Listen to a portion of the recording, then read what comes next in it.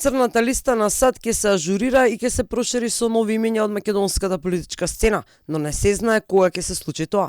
Ова го порача амбасадорката на САД во Скопје Анџела Агилер, запрашана во врска со евентуално проширување на црната листа со имиња од Македонија.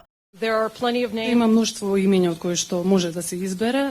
Во моментов се разгледуваат повеќе имиња, се разгледуваат случаи, се следи ситуацијата воопшто и можеби ќе ве разочарам за тоа што ќе ви кажам дека немам датум кога оваа црна листа ќе биде ажурирана, меѓутоа тоа постојано се прави. Последниве години низа корупцијски скандали ја тресат Македонија, а од ланската година внукот на лидерот на интегративците Али Ахмети, Дрин Ахмети, заработи кривична за злоупотреба на концесија за рудника Кичево.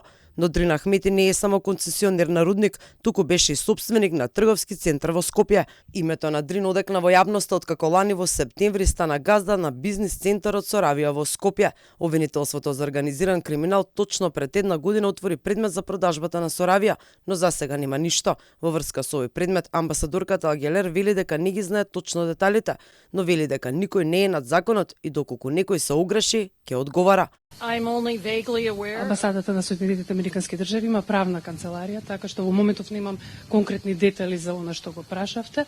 Јас сум запознаена со она што го искоментиравте ви. И дозволете ми да кажам, јас лично, мојот тим и без оглед на деталите во врска со овој случај, никој не е над законот и секој треба да сноси одговорност за она што го има направено. Американската амбасадорка ги коментираше реакциите за евентуалното распуштање за судскиот обвинителскиот совет.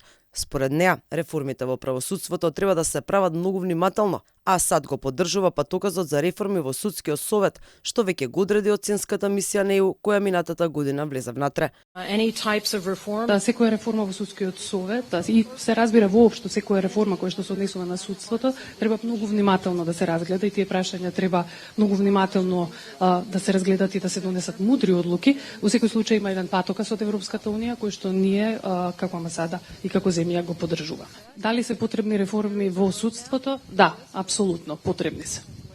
Премиерот Христијан Мицкоски деновиве изјави дека очајната доверба на граѓаните од 2% во правосудниот систем е доволен показател дека потребни ситни реформи во правосудството за враќање на довербата. Но не е само довербата која е на ниво на статистичка грешка.